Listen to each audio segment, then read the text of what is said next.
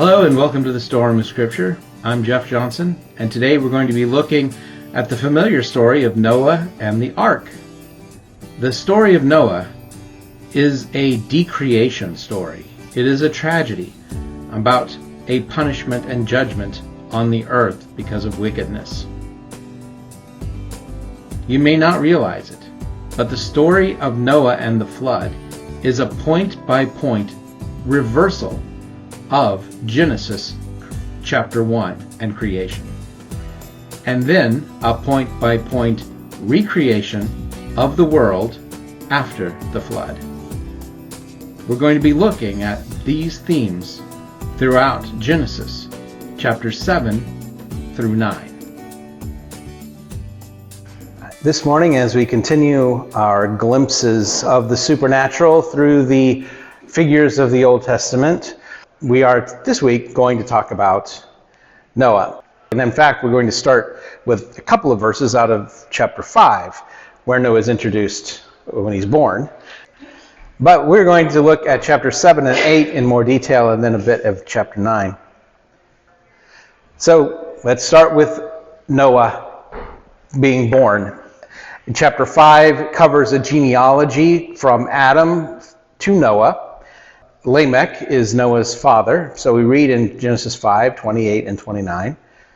When Lamech had lived 182 years, he fathered a son and called his name Noah, saying, "Out of the ground that the Lord has cursed, this one shall bring us relief from our work and from the painful toil of our hands."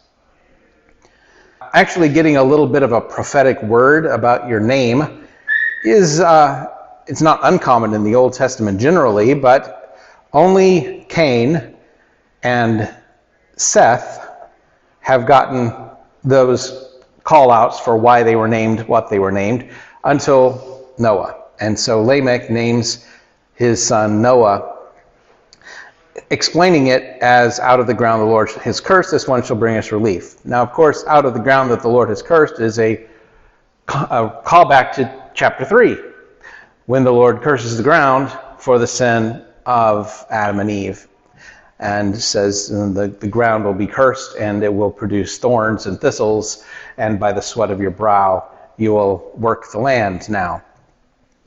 And so that's why we need relief. We need relief because it's now laborious to work the ground and for things to come out of it. But Lamech says that Noah will bring us relief. Interestingly, the word Noah, his name, is not the same root as the verb bring relief. The United Bible Society has a series of handbooks on the books of the Bible. I've had these resources in my Logos library for many years, and I go back to them often when there's a question of language and of why the translators made a certain choice over this one, over that one, or something like that, or when anytime there's a language question, this is a good resource to go to because it explains the thinking behind the translation. And interestingly, the United Bible Society handbooks are not heavily dependent on first-hand knowledge of the language. I mean, it assumes that the people who are working are translators, so they're already going to know Hebrew and Greek, but surprisingly, it doesn't go to those original languages heavily.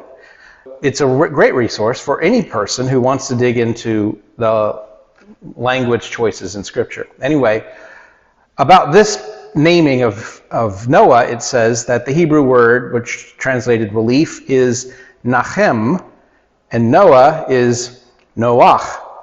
But the verb is not historically the origin of the name. And that's a little unusual, because normally the name and the explanation of the name are plays on the same word. And here they're not. It's a different word. Now they sound similar, Nachem and Noach. But if Noah was related to Nachem, the M at the end would be in there somewhere, because the M is a core part of the word Nachem, meaning relief. But there is no M, so it can't be the origin of the word Noah. There is another verb, another word, that is closer to Noah, Noach, and it means rest. Just complete rest. as opposed to relief.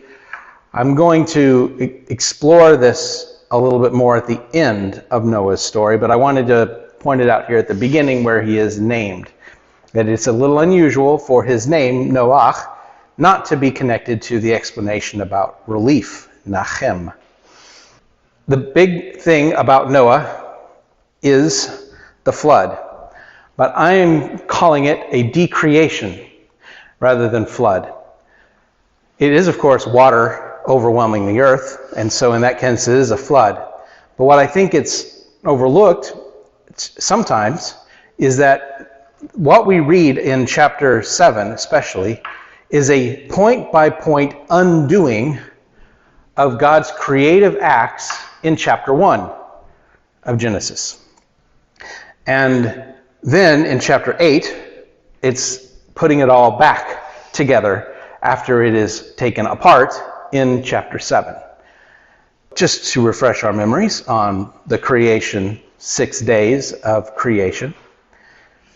We have, in the first day, of course, God creates light. But after he creates light, he separates the light from the dark and creates what he calls day and night. And then he separates, on day 2, the waters above from the waters below. He creates a separation which is translated as firmament. The Hebrew is rakia. It is a separation between waters above and waters below. And whatever else that does, it creates an atmosphere area where we can breathe.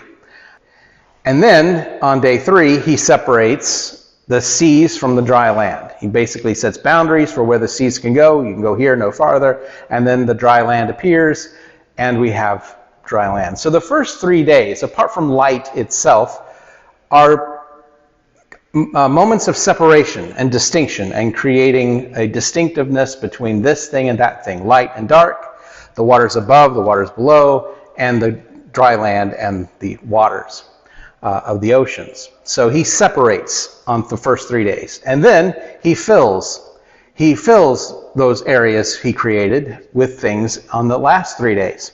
So on day 4, he fills the heavens with the lamps and the stars. It's notable that he does not use, the writer of Genesis does not use sun and moon in that phrase. He uses 2 lamps. There's the greater lamp for the day and the lesser lamp for the night and the stars.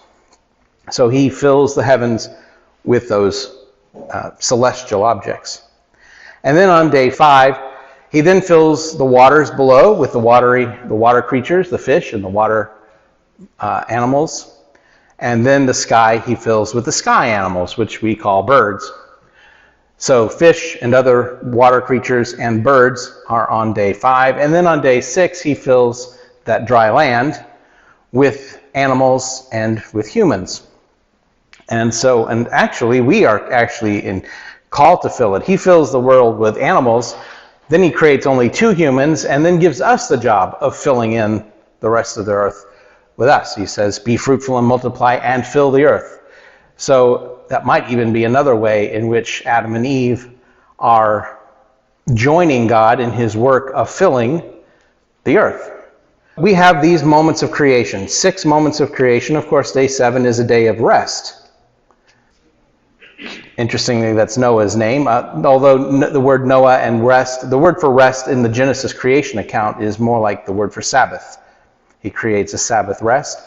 The word for Noah is just synonym for a rest. Well, then how does he decreate these things in the flood narrative?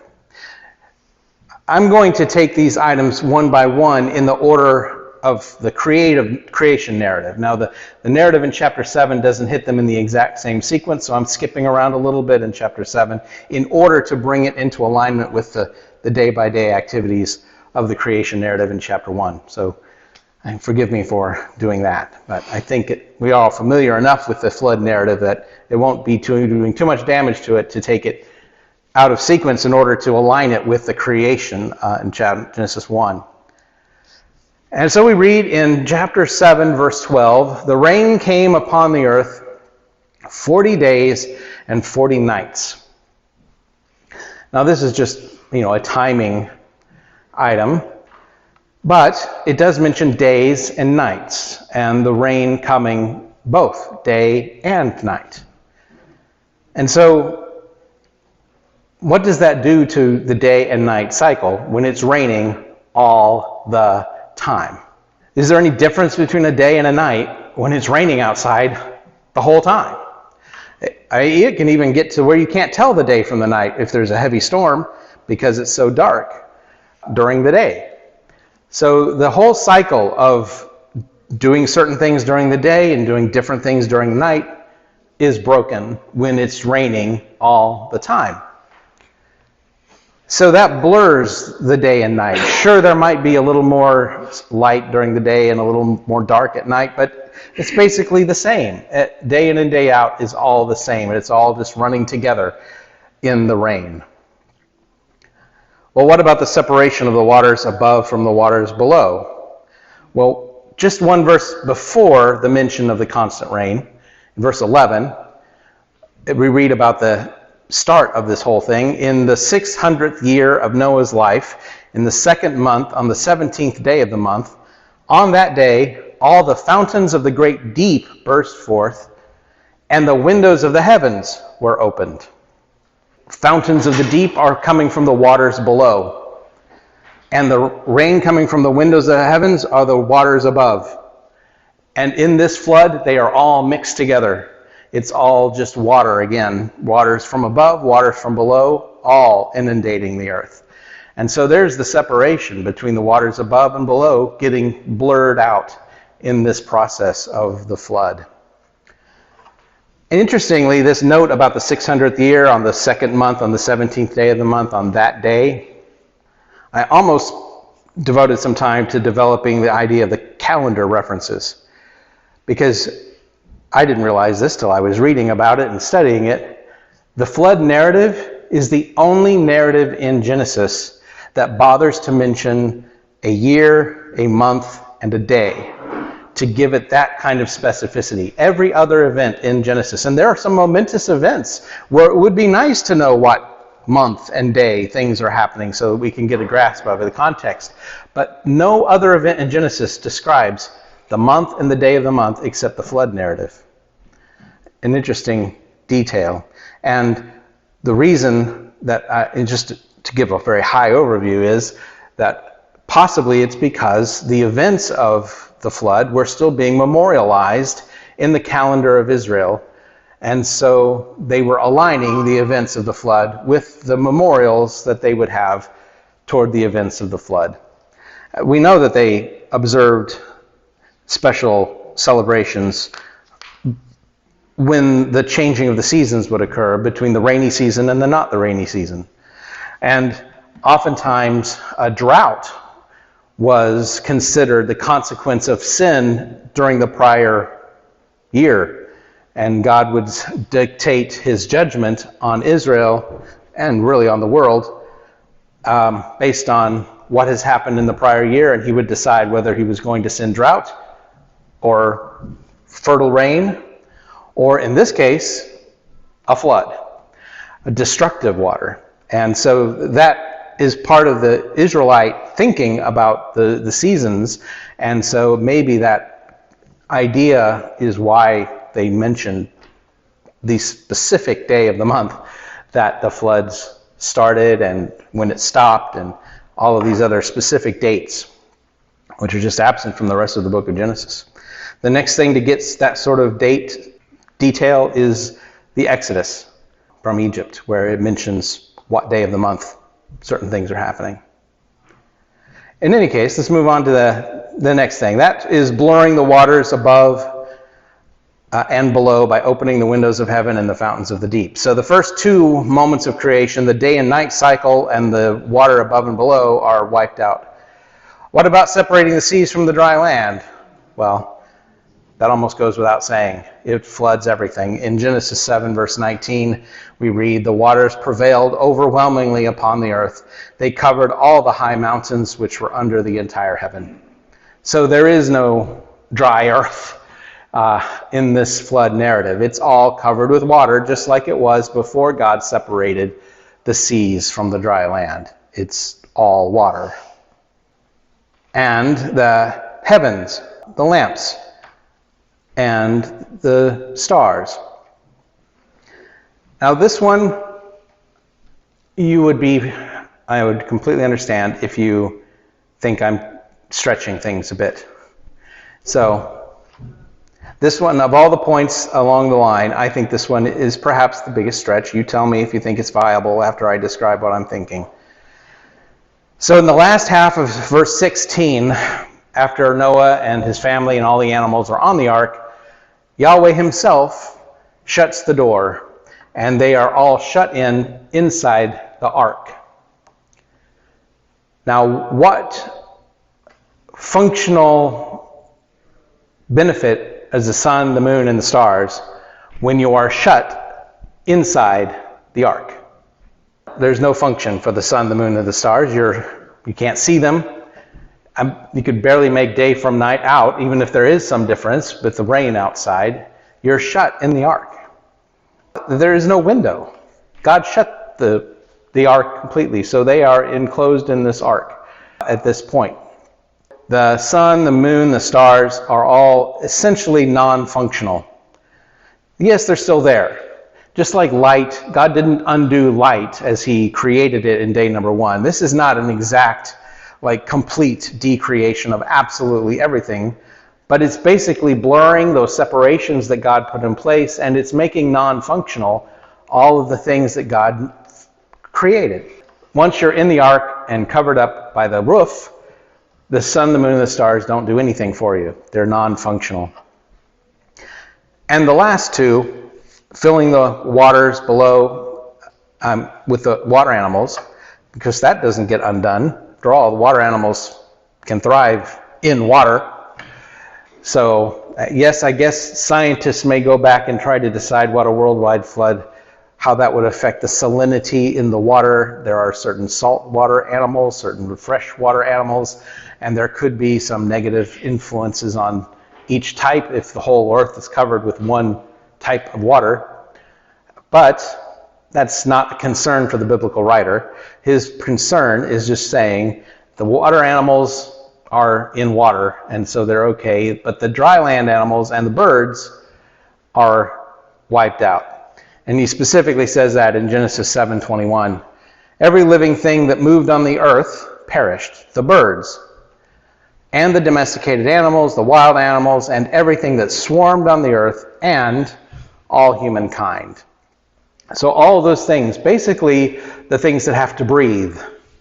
If you have to breathe, you're dead when it comes to the flood. That is the end of the decreation. It empties the sky and the dry land of all the living creatures. Only the birds, the animals, and the humans that are on the ark will survive. And so we have a tiny remnant of God's creation floating on a world covered in water. A picture that's very much like the picture of the earth before God created anything. The deep is there, the waters are there, but there's nothing else. The only difference here is that there is an ark with people on it and animals surviving the decreation of everything else. Later, I think it's Zephaniah, when he talks about a decreation in his prophecy about the day of the Lord, he includes fish as being part of the destroyed, because everything will be destroyed by fire in that picture. And the watery animals, they are not susceptible to death by drowning, but they are to death by fire. So that brings us to Genesis chapter 8. So God has destroyed his world by decreating it and undoing most of what he did in Genesis chapter 1. But in Genesis chapter 8, he redoes it, beginning with a picture, that picture before creation. In Genesis 8:1 we read, "And God remembered Noah and all the wild animals and all the domesticated animals that were with him in the ark. And God caused a wind," the Hebrew word for wind there is ruach. God caused a wind to blow over the earth, and the waters subsided. The destruction has taken place, and God remembers. And I don't think remember means, oh yeah, there's this guy Noah down there. I almost forgot. I don't think that's what it means. I think biblically the verb to remember means to act in memory of someone. Because of something, the reality of something, I act on it. Forgetfulness means I don't act on that thing, that fact. The fact may have happened, but I behave as if it didn't. I disregard that fact. And memory or remembering means I regard it, I take it into consideration and act on it. That's remembering. And here God remembers Noah. So he is about to act because of Noah. And he acts by causing this ruach to blow over the earth. The first time the ruach is mentioned is in Genesis 1, verse 2. Now the earth was formless and empty, and darkness was over the face of the deep. There's the deep, that water is still there.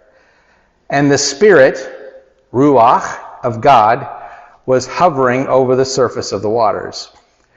In Hebrew, the word for wind and the word for spirit is the same word, ruach. So in the original creation, God's ruach moved over the waters. And in the recreation in Genesis 8, God's ruach moves over the surface of the waters to dry them out. Now, I'm not going to step through all the verses of Genesis 8 for the recreation moment. Most of it is just reversing what happened in Genesis chapter 7. Here's the bullet points. God's spirit/wind moves above the waters. And then the waters above and below are kept once again in their proper places. In Genesis 1:7 is the creation of the rakia that separates the waters above from the waters below. And in chapter 8, verse 2, it says that God stopped the fountains of the deep and the windows of the heavens. And so therefore, they're once again bounded in boundaries and no longer mixing the waters above and below. And then the dry land appears.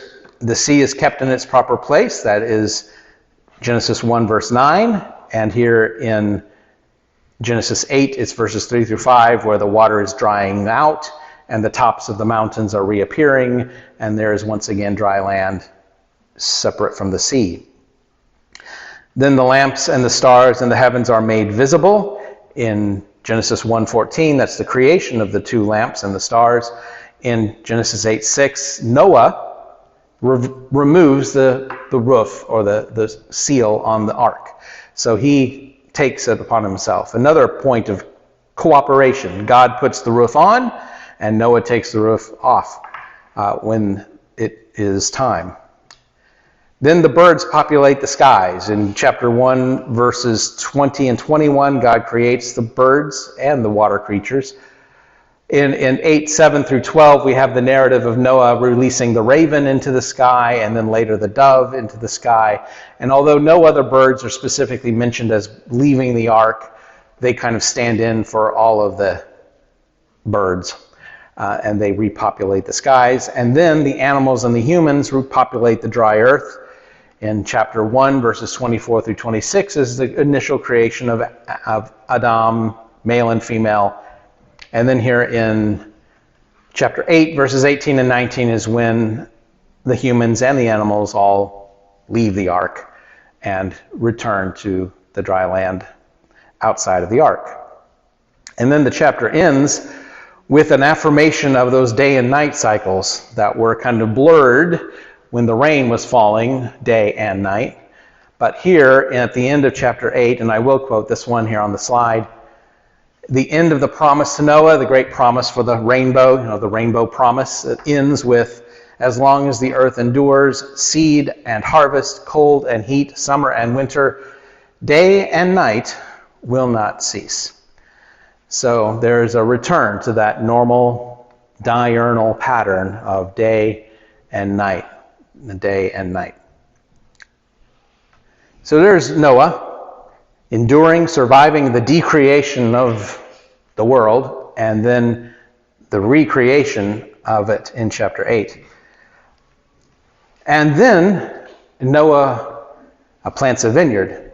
And I don't want to leave Noah. That's why I wanted to give some extra time for this, because I think the postscript to the flood story about the vineyard is an important part of the Noah decreation and recreation's tale, narrative. In Genesis 9:20, we read, Noah began to be a man of the ground, and he planted a vineyard.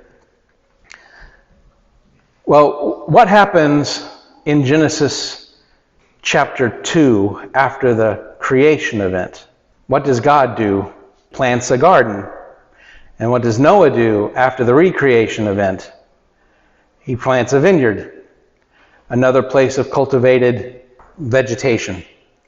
No, it's not the Garden of Eden again. Well, I'm not going to get back to the Garden of Eden throughout the narrative until the final day of the Lord. But it is a kind of echo of the Garden of Eden in Noah planting a vineyard and creating a place of cultivated vegetation. Noah began to be a man of the ground. Adam was actually formed of the Adamah, the ground.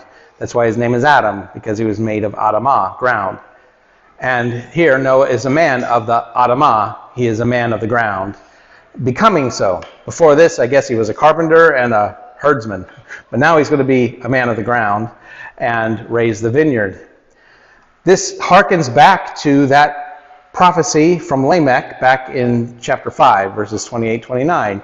He says, out of the ground that the Lord has cursed, this one shall bring us relief from our work.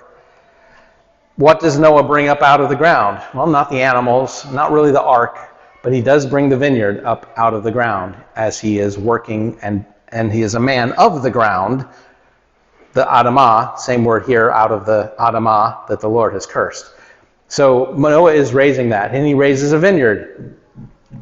How is wine, or the fruit of the vine, the fruit of the vineyard, a relief? It's mentioned that way frequently in Scripture, that wine brings joy to the soul, restoration to the soul. It is a picture of some relief of the hard work. We work hard, and we drink wine and make merry as a relief to the hard work. So there's this connection. I think that is what Lamech's prophecy is pointing to. He works hard and he brings a relief in the form of wine. But what is the problem with wine? Which immediately happens with Noah in verse 21 of chapter 9. And he drank some of the wine. More than some, apparently. He drank some of the wine and became drunk. And he exposed himself in the midst of his tent. I am not going to get into the whole sin of Ham, why Canaan was cursed. That might take another half an hour. I'm just going to point out that the problem with wine is that it isn't perfect rest. It is a temporary problem, and it can go wrong. Just as we went wrong in the garden. Well, this is Noah's tree of the knowledge of good and evil moment. Just like the Garden of Eden was a place where sin entered, the vineyard of Noah is a place where sin enters. This time through the wine itself, as Noah drinks too much of it, gets drunk, and exposes himself.